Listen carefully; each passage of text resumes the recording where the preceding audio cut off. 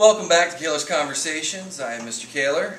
We are here at Augusta Fells Savage Institute of Visual Arts. Today we are joined by John Dinkle, the CEO and publisher of the Baltimore Business Journal.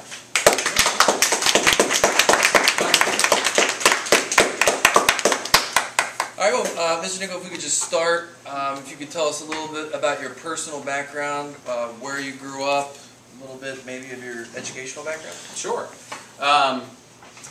Wow, grew up in Fairfax. I was born in Fairfax. My parents actually, my grandparents grew up in Catonsville.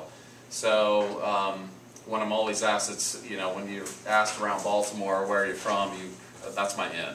Because in the business community, it's not where when people ask where you've gone to school, it's not, you know, what college you went to, it's what high school you've been to. So the fact that my grandparents and my parents grew up here is, you know, really makes Baltimore home to me. But I grew up all around Maryland. When I was born in Fairfax, we moved out to the country in Boonesboro, Maryland, which is in Washington County. From there, we moved to Gaithersburg, we moved to Rockville, Frederick, finally settled in Damascus, Maryland, which is in Montgomery County, when I went to middle school and I graduated from Damascus High. And didn't know what I wanted to do, quite honestly, when I graduated high school, and I spent a little time at Hagerstown Junior College, and then you know, discovered kind of a writing ability, and decided to go down to Salisbury to go to school down there and go to four-year college at Salisbury State. Had a great time there. Worked during the day and went to school at night full time. It was a lot of work, but I started my career then at the Daily Times in Salisbury, and so that's kind of it in a nutshell. So when you were working at the Daily Times, and that's the second question that's on there, a little bit about the work history, can you tell us a little bit about what it was like to transition from feeling a little bit confident about your writing ability in college, maybe overconfident, yeah, and then going into the workplace and having a structured writing environment? Was it challenging to transition from maybe hopes and aspirations? You know, did they put you in place a little bit? Did they? Well, kind of funny change of events. So I had wanted to go into writing and work for like the World Wildlife Fund or Nature Conservancy or something like that, be out in the field. It seemed really fun to me. I'm really into the outdoors. So I was working full-time doing telemarketing. I was working in Ocean City, and a position came open at the Daily Times for a classified salesperson. And I said, well, I could do this. I'm doing telemarketing now, and so I figured I could go into the sales department, and then when I graduate, kind of creep into the editorial department and get some writing experience, and then move up to Washington to try to find, you know, some writing job there.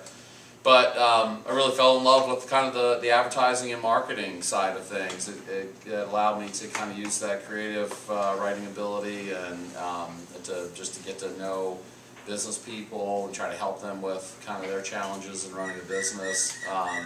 And I kind of then started to grow up on that side. So I had kind of a different career change, and not thinking I was going to go into writing, but I ended up going up on the sales and marketing side of things. So Excellent. So as far as your education went, and then you transitioned to a sales and marketing environment, and you mentioned, I think, a really important word, creative. How important was it for you to learn that social aspect of interacting with probably more people than were at your high school, right? Right. You went to your university was generally or larger than the high schools that you go to. Interacting with more people from different backgrounds, with different ideologies, how did that help you become creative in a marketable way? I think, you know, when you're in high school, you get into this kind of, it's such a shell in a way. And when you go out to a university or college, it's all the like cliques and, you know, kind of stuff of high school just goes away. My oldest son is he's going to Frostburg right now. And He's in his first year, and he didn't like high school. He did really well in school, great grades, honor student, all that good stuff. But he just didn't really mesh in high school. College, it's a completely different thing.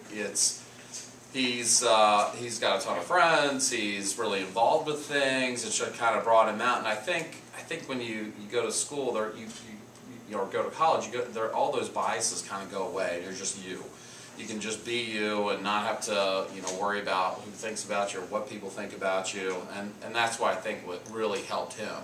Because in high school it can get really cliquey, and it's pretty awful sometimes in that sense. On the educational side, obviously it's great, it prepares you for college, but I think when it comes to being creative, it allows you to get out of that mold of what people think about you and really focus on yourself and to be creative and start to think about what you want to do for a living and go for it.